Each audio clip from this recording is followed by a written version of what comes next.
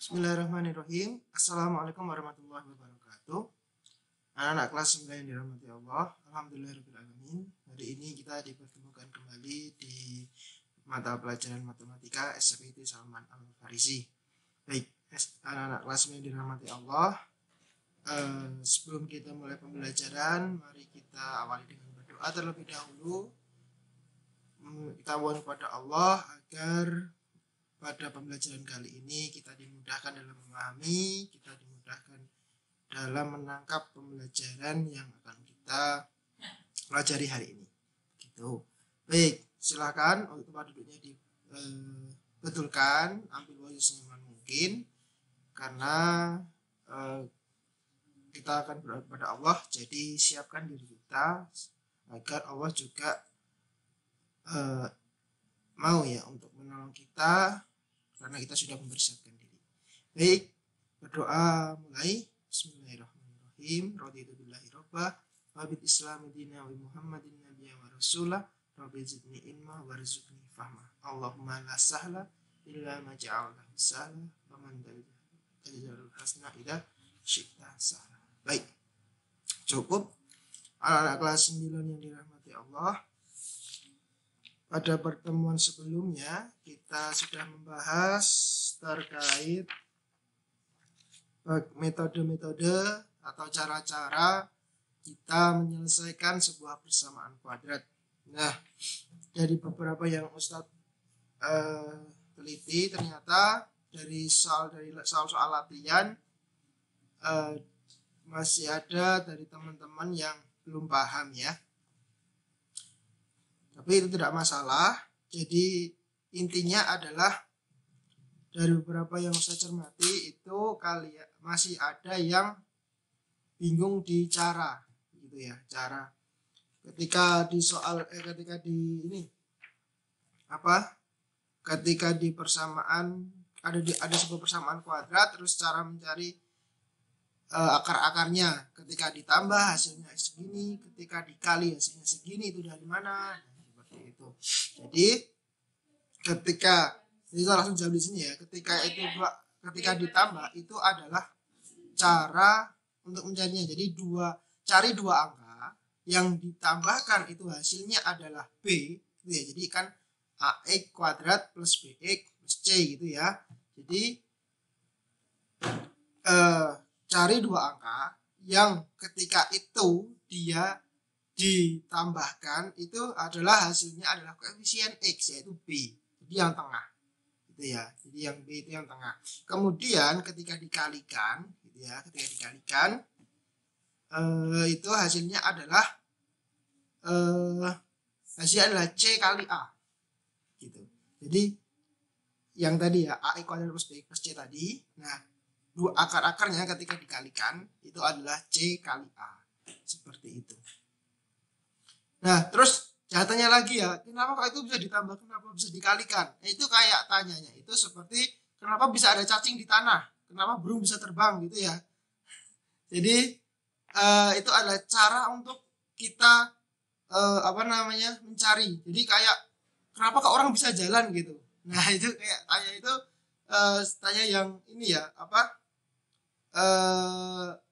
bagaimana kita mencari gitu ya, emang caranya seperti itu gitu, cara berjalan yang melangkah gitu ya, kayak tanya itu kok bisa melangkah gitu, jangan kayak gitu ya. Jadi tanyanya adalah hasil dari B-nya itu kalau ditambahkan itu posisinya di mana, ketika dikalikan posisinya di mana, jadi kayak gitu. Jadi pertanyaan yang bisa dijawab ya gitu. Nah, anak-anakku sekalian, kelas 9 dirahmati Allah. Yang terakhir kemarin kita membahas terkait metode rumus ya. Nah, hari ini kita akan tentang ini rumus ABC ya. Tentang metode yaitu rumus ABC. Yaitu apa? Min B plus minus akar B kuadrat min 4AC per 2A. Nah, 2A-nya itu dibagi semuanya ya. Jadi dari min B sampai belakang. Jadi dari depan sampai belakang. Jadi ketika kalian mengamati video Ustadz, itu tolong cermati langkah-langkahnya. Itu ya.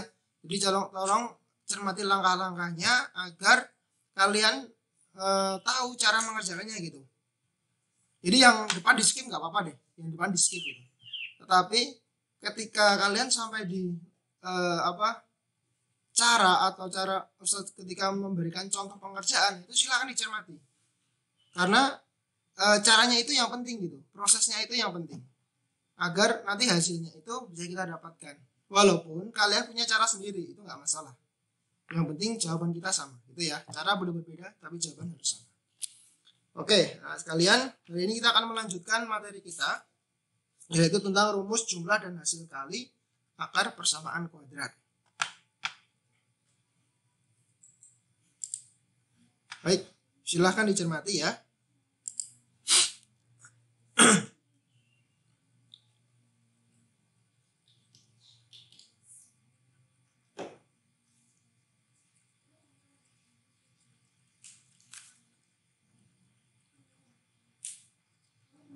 Baik, yaitu ini rumus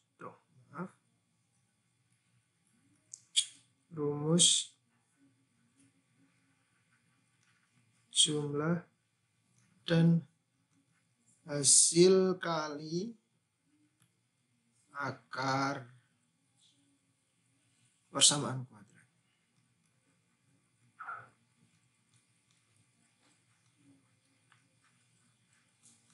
Maksudnya apa di sini? Maksudnya adalah seperti halnya kita mencari di depan tadi gitu. Yaitu mencari mencari dua angka, yaitu maksudnya akar-akarnya ketika ditambah dan juga dikalikan. Itu sebenarnya gimana sih gitu ya. Nah, sebenarnya caranya seperti ini. Kan kemarin X1 X2 ya. Nah, tadi rumus jumlah. Jadi X1 ditambah X2 sama dengan min B per A. Ingat ya, rumus kita adalah AX kuadrat plus BX plus C sama dengan 0. Nah, ini yang harus dipegang. Ini pokok kita di persamaan kuadrat. Nah, ketika dijumlah itu sebenarnya min B per A. Jadi dia adalah min di sini, min B per A. Kemudian X1 dikali X2 sama dengan C per A. Gitu. Jadi di sini ya.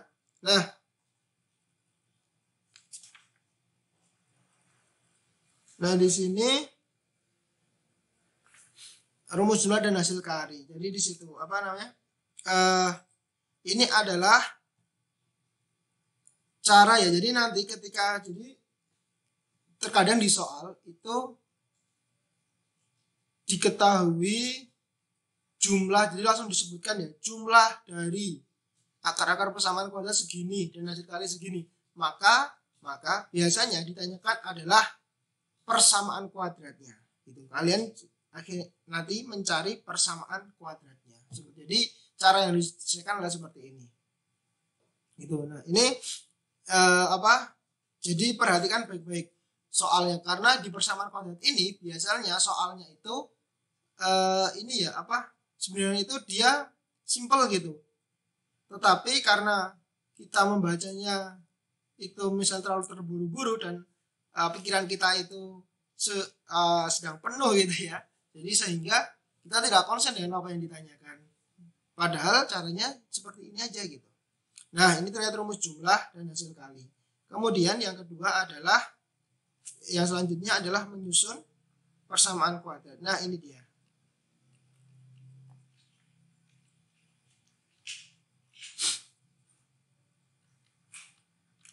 Baik, menyusun persamaan kuadrat ini kalian ingat ketika di kelas 8 Ustaz pernah memberikan menyusun fungsi kuadrat. Pernah ingat ya? Nah, di sini menyusun maksudnya di sini adalah hampir sama. Jadi kalian membuat sebuah persamaan kuadrat dari akar-akarnya gitu.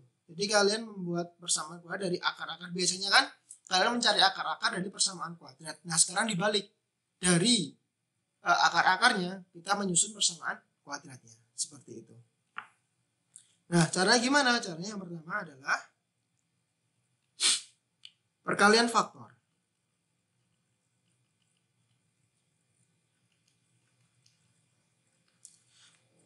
perkalian faktor ini kalian menggunakan ini X min X1 dikali X min X2 sama dengan 0. Nah, ini caranya. X1, X2 itu biasanya sudah diketahui di soalnya. Nah, kalian tinggal memasukkannya. Kemudian nanti Pak menggunakan apa? Menggunakan perkalian pelangi ya, atau perkalian air mancur. Satu-satu dikalikan.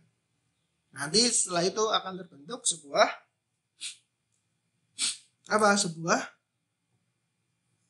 persamaan kuadrat. Terus yang kedua adalah menggunakan jumlah dan hasil kali akar-akar persamaan. Jadi menggunakan jumlah dan hasil kali akar-akar persamaan. Nah, tadi di atas sudah saya sampaikan ya terkait rumus jumlah dan hasil kali. Maka rumusnya bagaimana? Rumusnya akan seperti ini.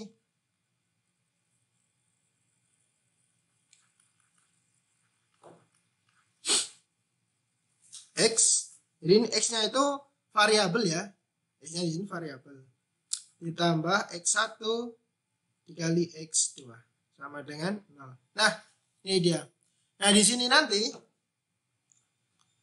X1 tambah X2 yaitu jadi apa? Min B per A, seperti itu. Kalau min B per A, jadi nanti X1 tambah X2 ya. Kalau misalnya diketahui X1 X2-nya, maka tinggal ditambahkan saja gitu ya. Kemudian X1 X2-nya itu tinggal nanti ketika diketahui akar-akarnya, maka bisa langsung dikalikan. Nah, ketika nanti diketahui persamaan yang lain ya, misalnya persamaan yang lain, misalnya gini, di soal diketahui ada sebuah persamaan kuadrat. Kemudian kalian disuruh merubah dan berdasarkan persamaan kuadrat tadi disuruh merubah salah satu akarnya atau akar-akarnya diganti dengan yang lain gitu. Maka tinggal kalian gunakan rumus yang ada di sini. Seperti itu. Contoh ya, contoh. Yang perkalian faktor dulu.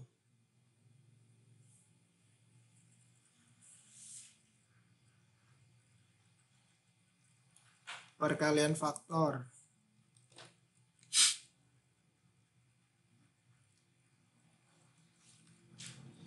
Contohnya diketahui ya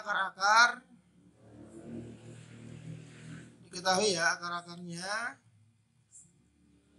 adalah 2 dan 1/3. Nah, maka buatlah soalnya ya, ini buatlah persamaan kuadratnya.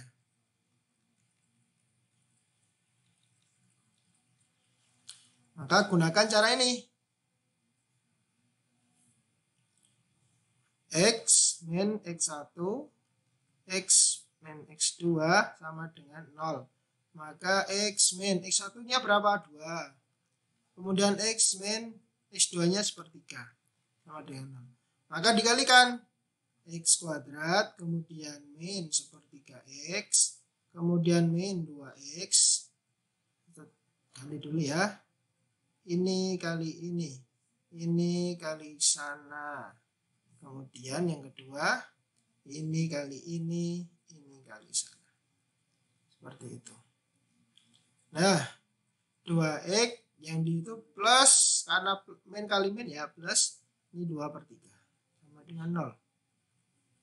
Nah, kemudian ingat ya, kalau ada penjumlahan penyebut, dia harus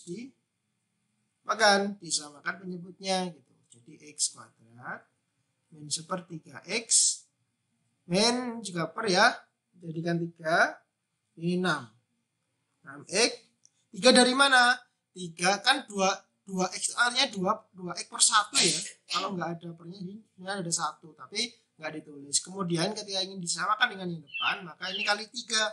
Ketika yang penyebut dikali 3, maka pembilangnya juga dikali 3. Seperti itu. Nah, karena udah sama bisa ditambahkan atau bisa digabungkan gitu ya.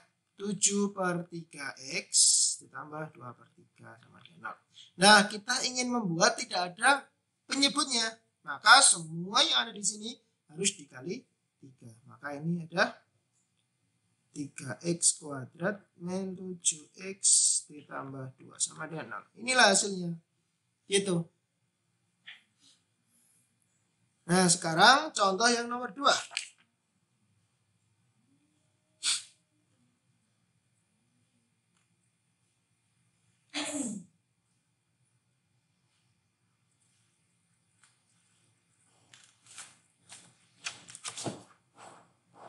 Contoh yang nomor 2 sama ya, jadi hampir sama. Intinya adalah ketika ada akar-akar seperti ini, nanti tinggal dimasukkan saja gitu. Ketika ditambah ya 2 ditambah sepertiga. Ketika dikalikan ya 2 dikali sepertiga. Kayak gitu aja. Nah, sekarang kita masuk ke bab yang selanjutnya, cara yang menyusun dengan cara yang ini menggunakan penyusun persamaan kuadrat yang akar-akarnya mempunyai hubungan tadi ya, mempunyai hubungan dengan akar-akar persamaan kuadrat yang lain. Jadi jika suatu persamaan kuadrat akar-akarnya mempunyai hubungan dengan akar-akar persamaan kuadrat yang lain, maka persamaan kuadrat tersebut dapat ditentukan dengan menggunakan rumus jumlah dan hasil kali akar-akarnya. Itu jadi seperti yang saya sampaikan tadi, jumlah dan hasil kali akar-akarnya tadi itu bisa digunakan untuk menyusun sebuah persamaan kuadrat baru dengan dengan hubungan ya dengan persamaan kuadrat yang lainnya. Gitu ini. Contohnya ya, ambil aja contoh nomor 2.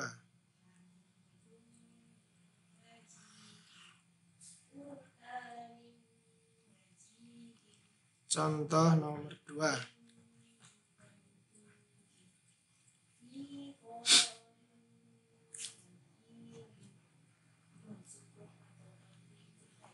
Dan diketahui gini. Diketahui X1 dan X2 adalah akar-akar persamaan kuadrat X kuadrat min 5X plus 3 sama dengan 0. Soalnya adalah tentukan persamaan kuadrat baru yang akar-akarnya. Nah, nih. Misalnya adalah 2x1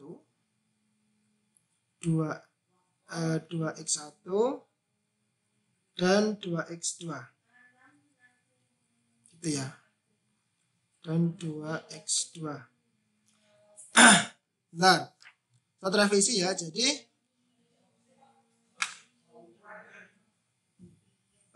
Jadi dalam mencari ini, dalam kita membentuk sebuah persamaan kuadrat yang baru, itu dia mempunyai rumus tersendiri. Tapi rumusnya itu hampir sama dengan jumlah dan hasil kali. Nah, tetapi dia memiliki simbol yang berbeda. Itu ya. Menyusun persamaan kuadrat baru menggunakan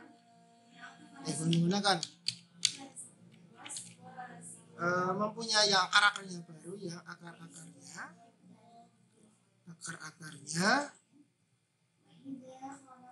mempunyai hubungan dengan persamaan kuadrat yang lain. Nah, jadi ini X kuadrat min alfa tambah beta X ditambah alfa kali beta sama dengan 0. Jadi hampir sama. Hampir sama kayak ini. Cuman di sini diganti alfa sama beta. Nah, nanti fungsinya untuk apa? Fungsinya untuk nanti ya. Kita lihat.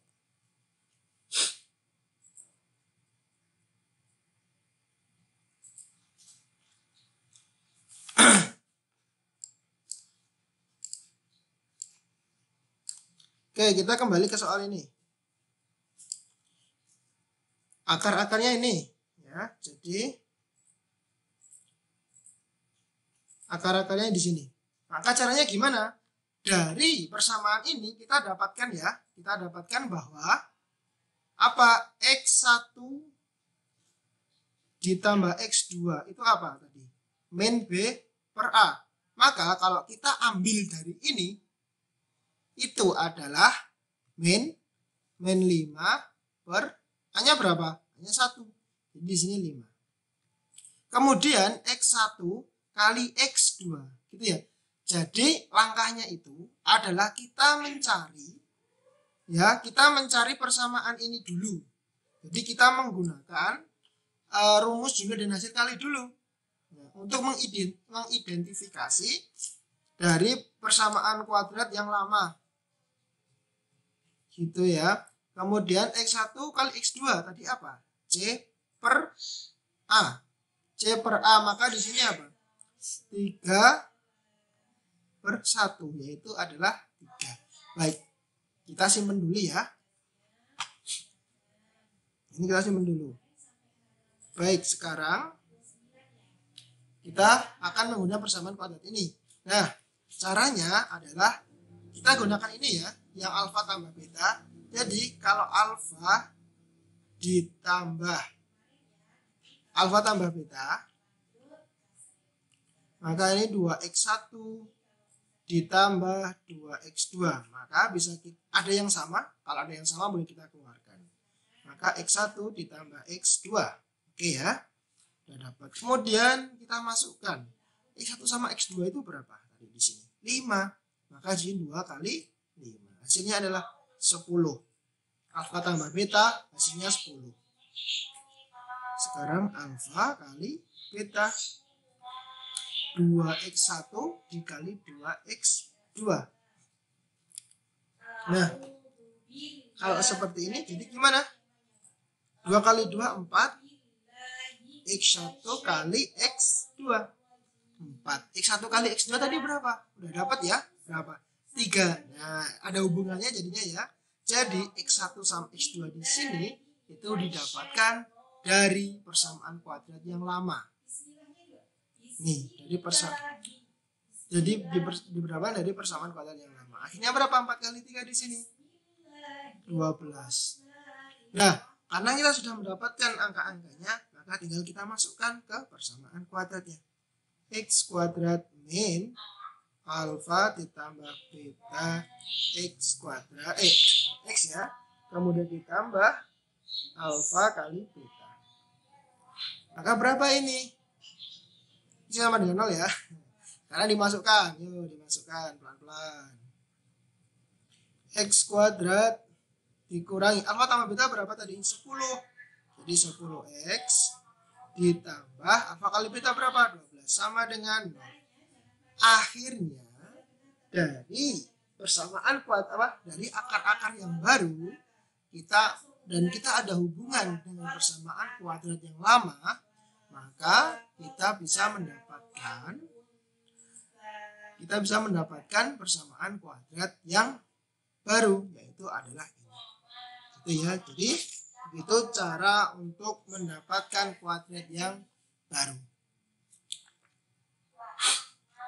Itu anak-anak sekalian,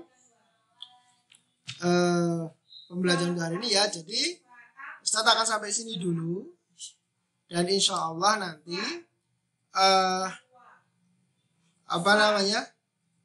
insya Allah nanti untuk persamaan kuadrat kita akan, untuk UTS ya, kita akan cuma sampai di sini dulu. nanti setelah UTS kita akan melanjutkan, sehingga silakan persiapkan materi UTS itu disiapkan dari bab 1 yaitu akar pangkat sampai dengan menyusun persamaan kuadrat. Sampai sini ya, sampai yang ada hubungannya dengan persamaan kuadrat yang lain. Gitu ya, anak-anak sekalian yang dirahmati Allah. Jadi ketika kalian nanti belum paham ya, silahkan langsung tanya Ustadz ya. Jangan malu-malu untuk tanya, karena kayaknya intinya di sini istilahnya belum paham, maka silakan untuk bertanya gitu. Insya Allah bisa via Japri ya, WA. Baik anak-anak sekalian dirahmati Allah, sampai di sini dulu pembelajaran kita hari ini. Jadi hari ini kita sudah belajar apa aja? Yang pertama yaitu tentang rumus jumlah dan kali. Jadi dari awal persamaan kuadrat ini pun kita sudah berhubungan dengan akar-akar yang dijumlah dan dikali ya.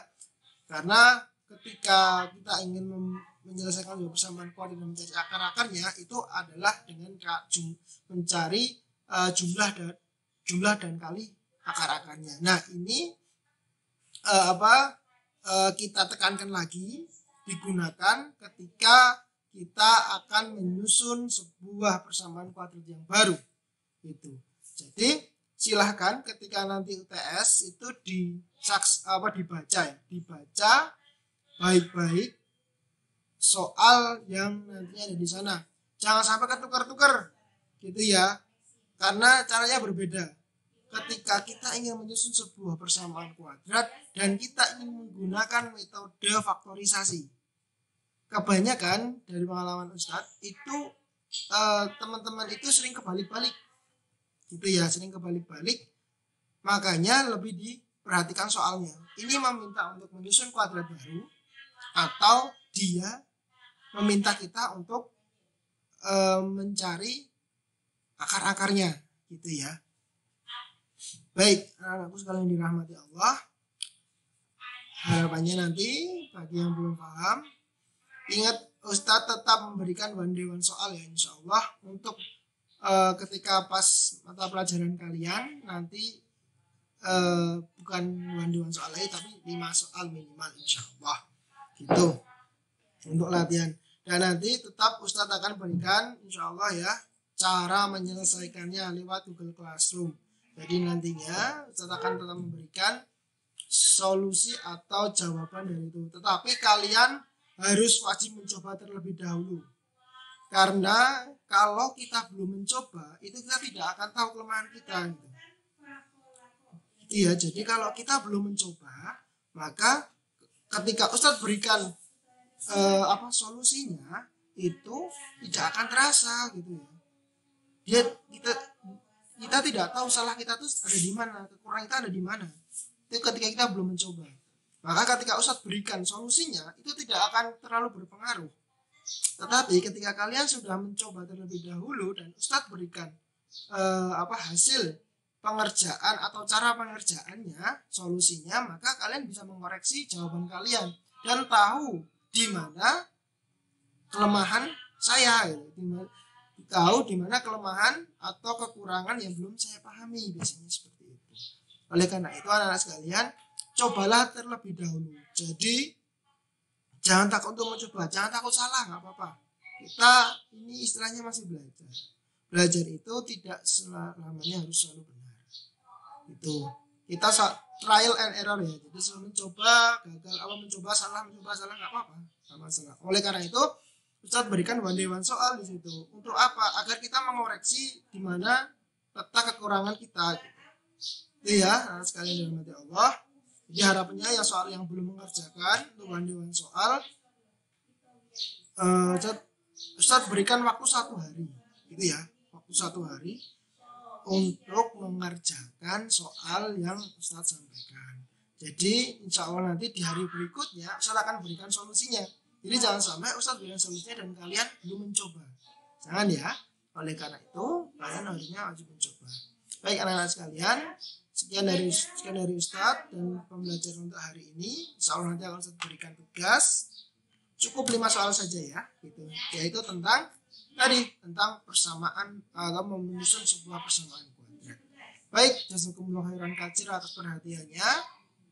Mari kita akhiri dengan membaca alhamdulillah dan doa kafaratul majelis. Alhamdulillahirabbil alamin.